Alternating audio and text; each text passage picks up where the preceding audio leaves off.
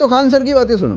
याद करो, वहां पे दलित महिलाओं को त्रावणकोर में स्तन ढकने की इजाजत नहीं थी और नीचता की हद थी, स्तन अगर छोटा रहेगा तो कम टैक्स, स्तन बड़ा रहेगा तो ज्यादा टैक्स। रुको भाई साहब, विकास देवी कीर्ति की भी सुन लो।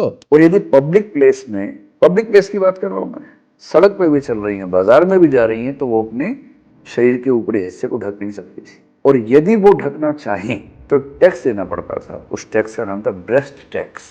और ये टैक्स केवल निम्न जाति की महिलाओं पर लागू होता था। ये कहानी पूर्व सीजीआई चंद्रचूड़ ने भी सुनाई और ये वकालत स्क्रॉल ने अपने आर्टिकल में लिखी। बीबीसी ने एक आर्टिकल में ये सब कुछ लिखा और साथ में ये भी लिख दिया कि महिलाओं ने इसका विरोध करने के लिए अपने स्तन काटने शुरू कर दिए।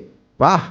और जब इनसे सोर्स पूछा गया ना, तो एक भी सोर्स नहीं मिला। तो बेसिकली इनके हिसाब से त्रावणकोर में दलित महिलाओं को कपड़े नहीं पहनने दिए जाते थे, है ना। तो 17वीं शताब्दी में एक Dutch visitor William van New York वो त्रावणकोर विजिट करता है और ये भाई साहब अपनी बुक में लिखते हैं कि मैं त्रावणकोर गया, वहां पे राजमहल में भी गया। राजमहल में उसने देखा कि रानी वहां बैठी हुई थी और रानी ने अपने ऊपरी हिस्से पर कुछ नहीं पहना हुआ था। तो मतलब रानी दलित थी और रानी से ब्रेस्ट टैक्स लिया जा रहा था, है ना। फिर उसने वहां की रानी और उसके अटेंडेंट्स की तस्वीर बनाई और उस तस्वीर में साफ साफ दिख रहा था कि रानी और रानी की जो अटेंडेंट्स थी सबने अपने वक्षस्थल पर कुछ नहीं पहना हुआ था। बेसिकली केरला में गर्मी के कारण महिला हो या पुरुष ऊपरी हिस्से पर उस समय कुछ नहीं पहना करते थे, जैसा कि आज आपने अफ्रीका में कुछ ट्राइब्स में देखा होगा। तो साला इसमें दलित एंगल आया कहां से और ये स्टोरी सबसे पहले छपी कहां? तो भाई साहब, सबसे पहले ये स्टोरी छपी पायनियर नाम की एक मैगजीन में 2007 में।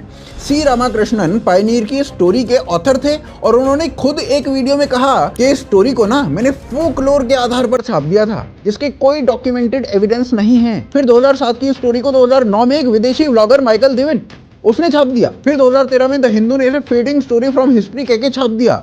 2013 में ही एक वकील और पॉलिटिशियन डी सुगाथन उसने एक बुक लिखी, उसमें ये स्टोरी लिख दी। फिर 2016 में ये कहानी बीबीसी ने छाप दी।